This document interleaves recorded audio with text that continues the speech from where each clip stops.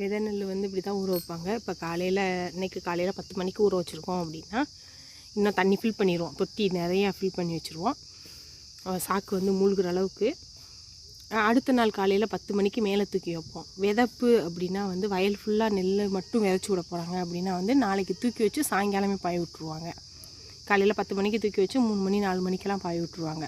இல்லை நாங்கள் நாற்றாங்காலாக போட போகிறோம் அப்படின்னிங்கன்னா ஃபஸ்ட்டு நாள் இன்றைக்கி ஊற வச்சுருக்கோம், நாளைக்கு தூக்கி வைப்போம், நாளை கழித்து 10 மணிக்கு போய் நாற்றாங்காலில் பாய் விட்டுருவோங்க.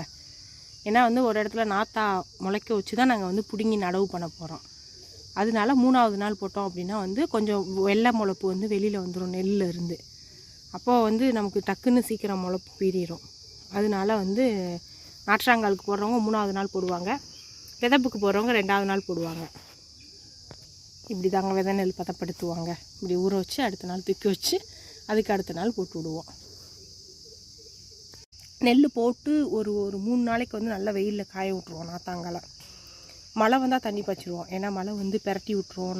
நெல்லெல்லாம் வந்து ஒரு இடத்துல வந்து சொட்டு விழுந்து வந்து மழை சொட்டு விழுந்து நெல் ஃபுல்லாக ஒரே இடத்துல சேர்த்துருவோம் தண்ணி வந்து. அதனால வந்து தண்ணி பாய்ச்சி விட்ருவோம். அப்படி நம்மளோட லக்கு மழை பெய்யலை ஒரு 3 நாளைக்கு அப்படின்னா நாற்றாங்காலை வந்து 3 நாளைக்கு நல்லா காய விட்ருவோம். காய விட்டோம் அப்படின்னா டக்குன்னு வந்து இந்த வெள்ளை முளைப்பு பிரி இருக்கிறதுக்கு அதுக்கும் டக்குன்னு வேர் போட்டு பச்சை நாற்று மாதிரி முளைச்சிருங்க. அதுக்கப்புறம் ஒன்றும் பயம் இல்லை. ஒரு வாரத்துக்கு மட்டும் கொஞ்சம் சேஃப்டியாக பார்க்கணும்.